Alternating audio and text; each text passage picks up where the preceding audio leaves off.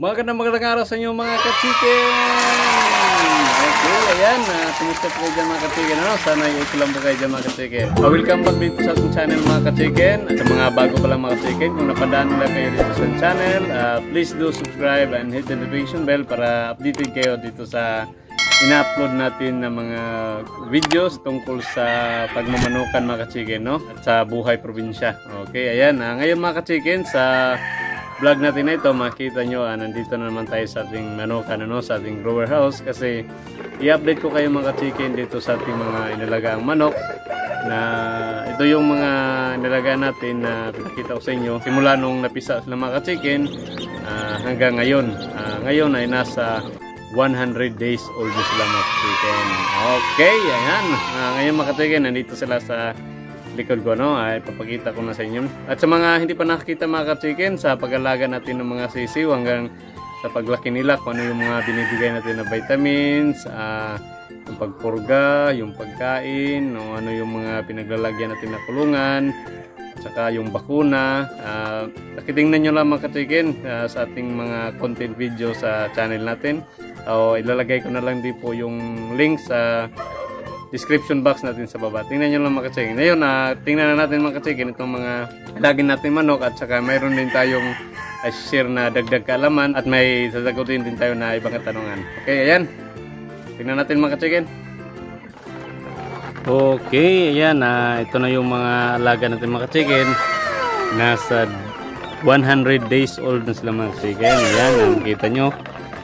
Malalaki na yung ating mga alaga. Yung mga Rhode Island lahat to mga chicken, no? Mga Rhode Island Red, ayan. Makita natin. Kung may nakita kayong bago mga ka-chicken, yung dating pakainan nila ay yung nilagay ko dito, yung nakasabit lang.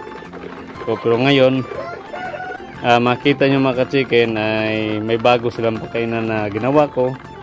Yan, made of kawayan lang yan mga ka-chicken. Made of bamboo, ayan. Para hindi sila masyadong nagsisiksikan kung nagagawan, kung kumakain sila, kasi dyan medyo may space sila, no? Kung kumakain sila yung ating mga alaga, yan. Nakita natin. Okay, ayan sila.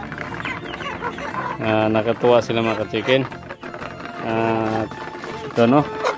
Gawa sa kawayan lang to yung ginawa ko. Kung may makita nyo, may ano dito, tawag nga PC ba? Nylon. Yung purpose dyan mga ka-chicken, kasi kaya ko nilagyan ng ganyan, kasi pag walang ganyan mga ka-chicken, may tendency yung ating mga alaga manok tumutong-tong sila o pumapatong dito sila sa kanilang feeder o kainan o kinakaskas nila. Kung may ganito mga ka-chicken, sa experience ko ay hindi sila umaakyat. Dyan lang talaga sila sa baba. Ulo na lang nila yung pinupunta doon nila sa pagkain. Hindi na sila pumapatong dyan sa taas. Kaya ayan, medyo maluwag na sila mga chicken, no? Ganyan yung ginawa kong design sa kanilang pagkainan. Ayan. Kunti na lang pala yung binigay ko na tubig sa kanila. Yung painuman lang mga ka-chicken, may ano din yan, nilagyan ko ng vitamins. Yung nilagay ko mga ka-chicken ay yung Vitamin Pro. Ayan. Okay, ito sila. Yan sila dumadapo. Diyan, ito yung mga kanon nila mga ka-chicken. Kainan ng ating manok. Yan, nakatuwa na sila tingnan mga ka-chicken. Ayan.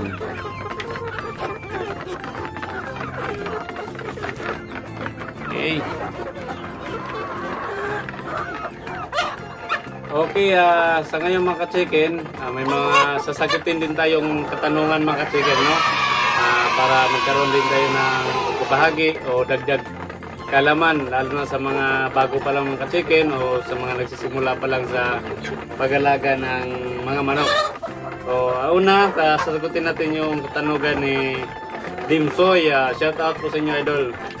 Sir, pa-help naman. Tumigil umitlog yung mga RIR ko simula pag bagyong Odette. Hanggang ngayon wala pa rin. Ayaw naman kumasta yung broadcast ko. Ano ang aking gagawin, sir? Salamat po.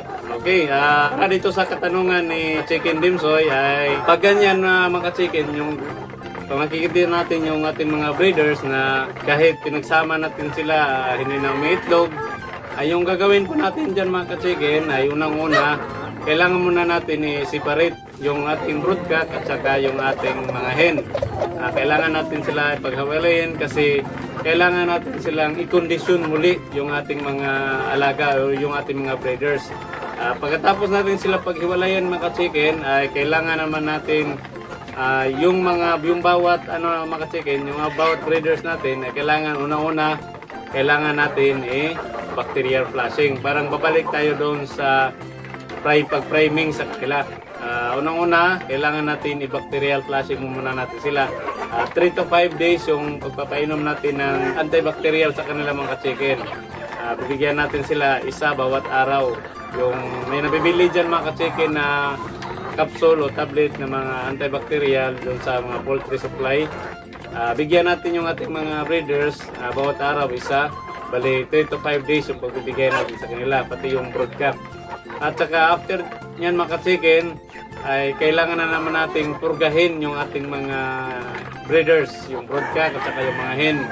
At saka after natin silang mapurga mga ka-chicken ay kailangan naman natin silang yung tinatawag na delousing o yung pagpapaligo natin sa kanila. Yung pagpapaligo natin sa kanila mga ka-chicken, dapat lagyan din natin ng yung shampoo mga ka-chicken na pampaligo talaga sa ating mga manok, yung nabibili natin sa mga poultry supply. Magandang lagyan natin doon kasi para matanggal yung mga kuto o yung mga may mga insekto dyan sa mga balahibo ng ating mga manok, na isa din sa sanhi na hindi mitlog yung ating mga manok kasi nakaka-stress din yan sa kanila. Kaya kailangan natin silang paliguan, pati yung ating broodcock. At saka bigyan natin sila ng mga vitamina. At saka after nyan mga chicken, pag okay na, makita natin yung mga breeders na okay na sila, tapos na nating priming o condition ulit, pagsamahin na naman natin sila ulit. At saka makita nyo mga chicken, iitlog muli yan yung ating mga breeders. Okay, sunod na katanungan mga chicken, dito tayo kay Sein Mumar. Okay, yung katanungan niya mga ka-chicken, kailangan po ba talagang pailawan ang maliliit na manok o chicks tuwing gabi, idol? At bakit? Okay, parang pang Miss Universe lang yung katanungan mga ka-chicken. Miss Universe lang yung katanungan mga ka-chicken. Pero napaganda yan para lalo na sa mga nagsisimula pa lang para makakuha kayo ng idea, no? Yung makita natin mga ka-chicken, yung may mga pinapailawan ng mga sisiyo, kasi yung pag-brood natin sa kanila mga ka-chicken ay artificial. Kasi yung natural na pag-brood ng mga sisiyo, yun yung may mga inahin, yung nililimlima ng mga inahin, yung mga sisiyo. Yung inahin ay nagbibigay ng init doon sa mga bagong pisang sisiyo kasi wala pang mga balahibo yan. Kailangan nila ng init ng katawan. Kasi yung ganitong mga manok mga ka-chicken, ito yung mga heritage breed. Mostly dito hindi talaga sila naglilimlim, kaya in-incubate lang natin sa yung pagpisa ay wala silang mga inahin. Kaya yung ginagawa natin, binabigyan na natin sila ng init para sa kanilang katawan sa pamamagitan ng pagpapailaw sa kanila. Kaya natin pinapailawan yung ating alagang sisiyo. Okay, ayan. Sana ay nasugot po natin, idol, yung katanungan mo. At saka yung pangatlo, sa katanungan ni Sir Sergio Concuanco Jr. Boss, pag di ka ba nagbakuna, ilang porsyento po yung nakakasurvive? Dito mga ka-chicken, depende po yan. Kasi pag hindi tayo nagbakuna at saka wala namang lumadapong sakit sa area natin o virus, ligtas yung ating alaga. Pero pag may lumapo na virus o sakit sa ating area at saka wala tayong bakuna mga ka-chicken, yung tendency po niyan, kaya o pwedeng ubusin po yung mga lahat ng ating alagang manok pag wala tayong bakuna. Natututo na po ako dyan mga ka-chicken kasi nung simulan ako nag-alaga ng mga manok, mayroon na yung mga native lang na alagaan ko. Kumpiyansa lang din ako kasi wala naman akong alam pagbakuna. Pero dyan ko talaga naranasan nung may dumating na sakit na o tinatawag sa amin dito na tokwaw, yung iba aratay yata yung tawag sa iba. Dyan yung halos lahat ng manok ko muntik na ubos lahat. Kaya natutunan ako dyan, kaya ngayon nagbabakuna na ako dito sa ating mga alaga kasi sayang po yung hirap, pagod at saka pag-invest natin yung pera sa pag-alaga ng manok kung wala tayong protection o prevention. Yan po yung dahilan mga ka-chike nagbabakuna tayo kasi po kailangan natin na may protection tayo. Kasi pag may dumating na sakit o virus, hindi basta-basta matatamaan yung ating mga alaga. Kung natatamaan man, ay immune na sila.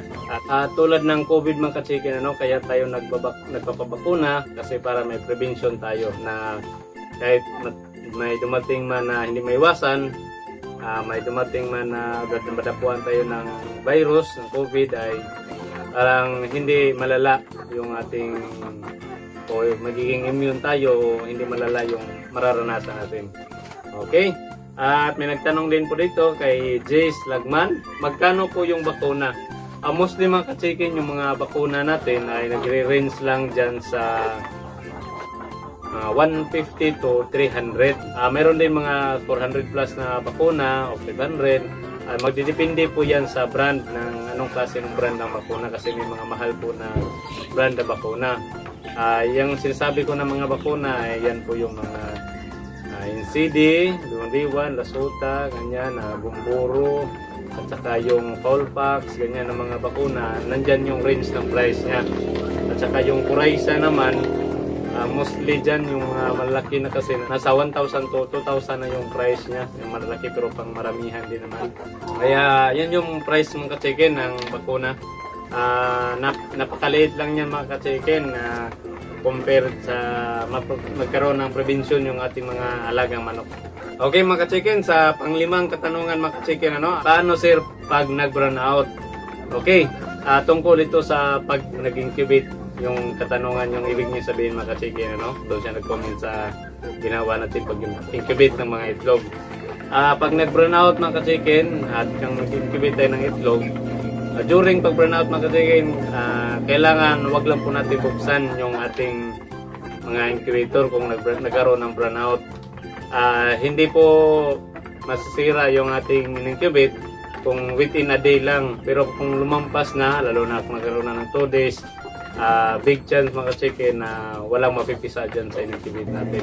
Na-experience ko na po dyan mga ka-chicken nung nagkaroon dito sa amin ng burnout ng isang araw, hindi ko lang binuksan hanggang bumalik yung kurente, isang araw lang naman.